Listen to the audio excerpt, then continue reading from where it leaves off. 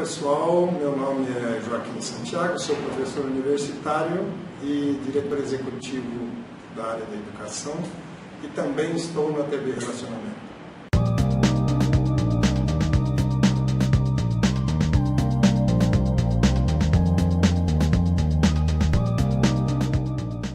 Olá, internautas, iniciamos mais um programa Gestão Executiva e hoje nós temos aí um bate-papo com um formidável palestrante, João Cassário Neto. Muito prazer em recebê-lo. Obrigado, prazer é meu. Ô, João, prazer estar aqui. Obrigado. Com vocês hoje. Fala um pouquinho para os nossos internautas onde você nasceu, né? A sua trajetória profissional, até o momento que você se tornou esse grande palestrante. Bom, eu sou natural de Catanduva, aqui no estado de São Paulo. Eu conheço. Né? Eu treinei judô lá. Ali perto de São José do Rio Preto, na região de Araraquara ali. Mas eu vim muito pequenininho para cá, né? Eu vim para cá com 8 anos, quando a gente veio, quando a família veio para cá, eu vim para cá, né? E a nossa trajetória, assim, né?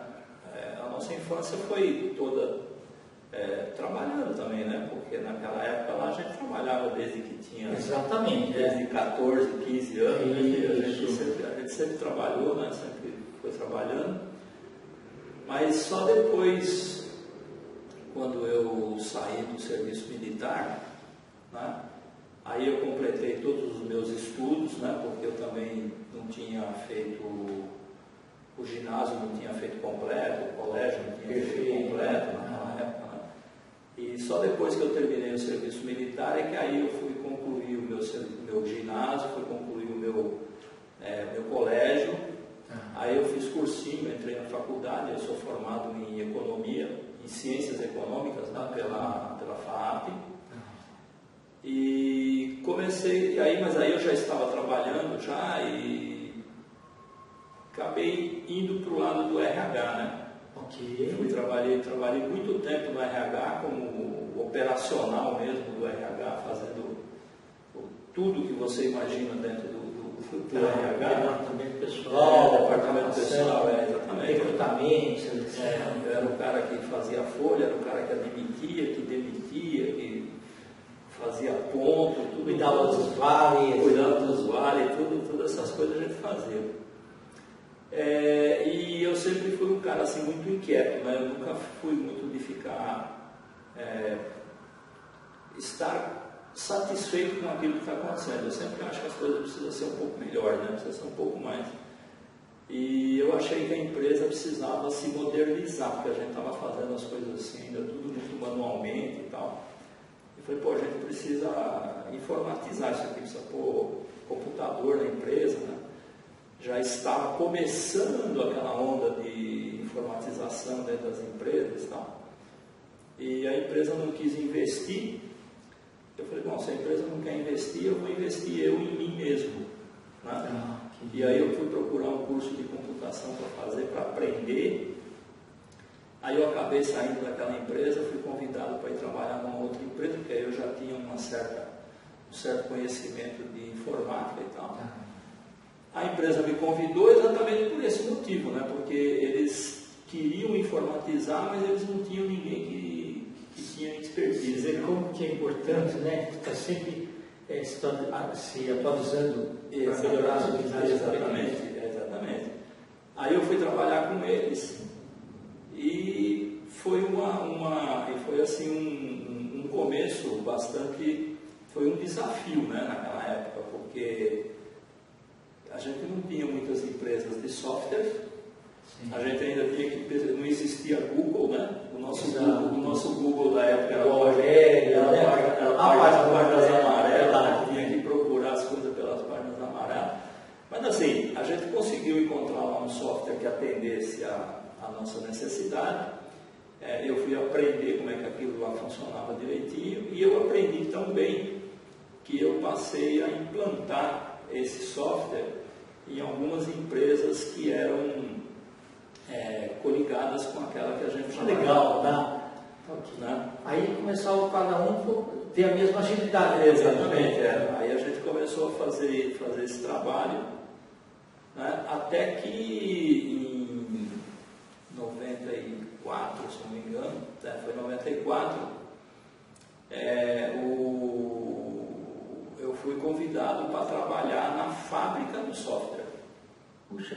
interessante, tá? Perfeito. Eu até estranhei, porque eu falei, cara, mas eu não conheço, eu não sou programador, não tem né? linguagem de programação. Eu não tenho linguagem de programação, eu sei usar, eu sou bom usuário, etc., mas eu não tenho aquela habilidade de fazer um programa de computador. Eu falei, não, mas a gente precisa exatamente de um usuário para ver se as coisas funcionam. Exatamente, né?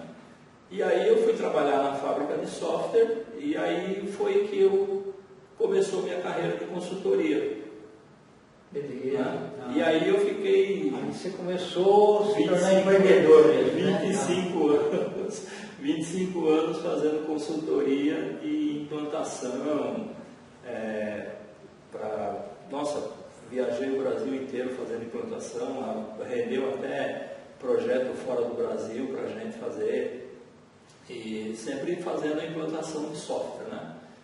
Em 2015 eu me desliguei da última consultoria que eu trabalhei, me aposentei, né? E aí a gente fala assim, e agora? O que a gente vai fazer, né? Aí a gente reúne todo esse conhecimento, toda essa bagagem, toda essa expertise que a gente conseguiu nesse tempo todo aí, mas eu fui também buscar mais formações, né? E aí eu fui buscar formação em coaching, em liderança, em treinamento de líderes, em inteligência emocional, em PNL, em análise comportamental, né? Uma série de outras ferramentas que a gente usa. E de 2015, 2016 para cá eu venho aplicando o meu conhecimento, essa minha bagagem de 30 anos de recursos humanos, com projetos, né? Agora fundamentada com as ferramentas de coaching, de PNL, de mentoria, etc. E com isso a gente criou um programa de coaching, né, que chama Sou Líder e Agora. Ok, né, perfeito. que é pra gente... Desafiando, inclusive, né? Desafiando, inclusive. Tá bom, eu já sou. Só agora, isso não adianta, né? Só isso não adianta, exatamente. Porque a gente sempre diz assim, que o líder não é você fazer um curso de líder e você sai de lá com o certificado que você é líder, né? Exatamente. Você só tem o certificado, aí você precisa aprender como é que é a arte da liderança, porque a liderança é uma arte, né, cara? Não é Exatamente. Não é uma coisa assim que você aprende, não é o Excel, né? Que você aprende o Excel e aí você sabe fazer fórmula, beleza, aí você sabe usar. A liderança não, a liderança você precisa, primeiro, você precisa ser líder de você mesmo, para depois você querer ser líder de outra pessoa, porque se você quiser ser líder do outro antes de ser líder de você, não dá certo, não funciona. Você precisa entender de gente em primeiro lugar, né? E aí foi essas formações todas que a gente foi buscar nesse tempo aí, nesses últimos anos, para a gente poder levar de uma forma estruturada, de uma forma assim mais fácil, né? Ensinar um pouco, né, do caminho das pedras para quem está se aventurando nesse mundo da liderança sem ter passado ainda por essas experiências que a gente passou, sem ter dado as cabeçadas que a gente deu, né? Então a gente leva isso um pouco mais fácil, né? Leva isso, dá um destino um pouco mais leve para o líder, né? Porque ele porque a gente ensina quais são os caminhos, as habilidades que ele precisa ter, a forma de se comunicar com as equipes, né? Então isso é um resumão, né, do que a gente vem fazendo nesses últimos tempos aí. E as palestras também, né, que a gente tem feito muitas palestras, muitas lives, né? Eu tenho um canal no YouTube onde eu faço live toda sexta-feira. Tá, como que chama o canal? Casar e Neto. Ah, perfeito. Né? Casar e Neto. Perfeito. Tem no YouTube, né? Eu faço live no LinkedIn, no YouTube e no Facebook também, na minha página no Facebook, que também chama Casar e Neto, né? Casar e Neto Coach. Perfeito. E a gente faz live assim com já tive várias pessoas, não só de liderança, né? Porque são vários assuntos que envolvem, né, todo o desenvolvimento humano, né? Sim. Então, eu já fiz lives com professores de inteligência emocional, com professores de hipnoterapia, com analistas corporais, com outros coaches, com professores. Então, eu tenho mais de 70 lives gravadas lá no meu... Muito legal. Ô, João, é muito interessante. Você imagina que quando você começou a sua vida profissional, a gente tinha que fazer as coisas acontecerem. Isso não mudou até agora. Só que naquela época, a parte operacional, ela não dava tanto assim, apoio para líderes e tudo mais. A parte comportamental foi sendo mostrada depois para a gente. Né? Então, isso é verdade. A gente sempre era mais habilidades técnicas, né? Para compor a vaga e tudo mais. E muitas vezes você pegava alguém que era um ótimo atendente e você promovia para supervisor e virava um péssimo supervisor. Sim. Então, é difícil casar assim. Eles falam, poxa, a pessoa sabe tanto, mas depois ficou um carrasco daquilo. Então, essa parte aí da liderança, ela é muito importante e ainda bem que, pelo menos de uns 15 anos para cá, ela vem sendo melhor disseminada, né? E melhor aceita também. E é muito interessante essa sua fala, porque uma das histórias que eu costumo falar quando eu faço minhas palestras sobre liderança é exatamente esse acontecimento, porque eu fui um cara desse aí que você falou, né? Porque lá atrás eu era um técnico assim excelente, né? Mas aí quando me puseram para ser líder de uma equipe, a gente sabia tudo tudo do software, tudo da técnica, tudo como é que funcionava, etc. Mas a gente não entendia nada de pessoas, a gente não sabia como que você, porque assim, os limites de cada um. Hoje você é meu par, né? Nós somos pares aqui, está tudo bem. Amanhã eu sou seu líder, né? E aí a relação muda, né? Totalmente. A relação muda totalmente. E aí eu achei que não, né? Eu achei que a gente era par, estava tudo bem. Eu virei líder, agora eu posso mandar em você, né? E aí a coisa não funcionou, a coisa deu errado. Então a gente precisou dar um passo para trás, né? Aprender, peraí, o que deu de errado? Vamos aprender a trabalhar com a liderança do jeito certo. E aí que a gente foi buscar mais informações, né, de como é o comportamento do líder, porque a gente acha que, porque a gente costuma dizer também, Kendi, é o seguinte, a liderança, ele não é um cargo. Sim, exatamente. Não existe cargo de líder, né? Você fala assim, não, você é líder, então você estava escrito na tua carteira profissional lá que você é líder. Não é isso, né? Líder é uma função, é um estado de presença que você tem ali. Você pode ter um diretor, pode ter um gerente, um coordenador, um supervisor lá que toma conta da equipe como um todo, mas às vezes você tem uma pessoa dentro daquela equipe toda lá que ninguém procura os superiores, todo mundo vai procurar ele porque ele é a pessoa que sabe conversar, que sabe falar, que tem a empatia de ouvir, que sabe transmitir aquilo que a pessoa está querendo do jeito certo. E muitos líderes, né, muitos gestores, supervisores, coordenadores, não têm essa paciência, vamos dizer assim, não tem essa habilidade de ouvir aquilo que o funcionário está precisando, né? Ele chega lá com um problema e o líder, em vez de entender o que está acontecendo, já esbraveja, já dá um murro em cima da mesa.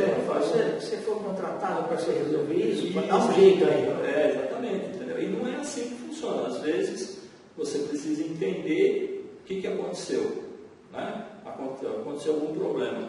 Tá bom, nessa situação, se fosse você o que tivesse que responder, o que você faria?